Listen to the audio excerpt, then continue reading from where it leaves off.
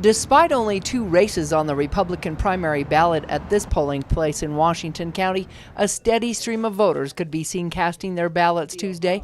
Typically, a primary election that isn't presidential in Washington County brings in between 25 to 35% voter turnout. I think there's a little more interest in this primary maybe than others, just because there's a famous person running more than maybe not, but I think Mitt Romney has brought some interest to the race. Hafen expects this turnout to be higher, especially based upon the number of mail-in ballots they've received and the popularity of the race. And we have a county commission race that's Republican, runoff, so that's brought people out to vote, I think. And we believe in who we voted for. And the choices that we make are the important ones because they affect all of us. That's right. And you didn't come up because there was somebody famous on the ballot, did you? Well, I know him, but... But you're not going to say who you voted for. Just kidding. We didn't cancel each other out, shall I say it that way? Sometimes we do. Okay. I've known him for quite a while. Yeah. Mitt.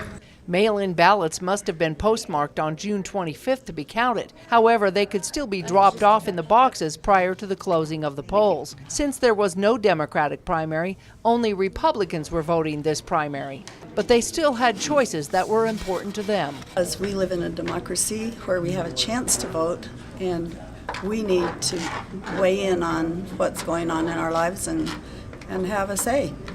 Hafen said early voting wasn't as well attended in some locations, but he encourages voters to take advantage of it in the future. There's typically not lines, and you can do it when it's not quite as hectic, and I got to do it today. There's a couple weeks worth of early voting. And Washington County, and specifically St. George, Ivins, and Santa Clara, are only a few that have not gone to strictly voting by mail. But Hafen believes it will more than likely come to that in the future. It's a choice. Unless you're in an outlying precinct, we're kind of forcing you to do that. But in general, if you want to vote by mail, you can. You can be a permanent absentee and vote from your home or wherever, or you can come to the polling location. But finances will force us in a different direction. While results will be counted before the end of the night, they won't be official until the canvass on July 10th. Regardless, voters made sure their votes got in to be counted. Because if you don't vote, first of all, you can't complain. And second of all, this is one of the great things this country has, is freedom to choose. And there aren't many places in the world that are quite like this. In Washington County, Melissa Anderson, CEC News. Oh, there's somebody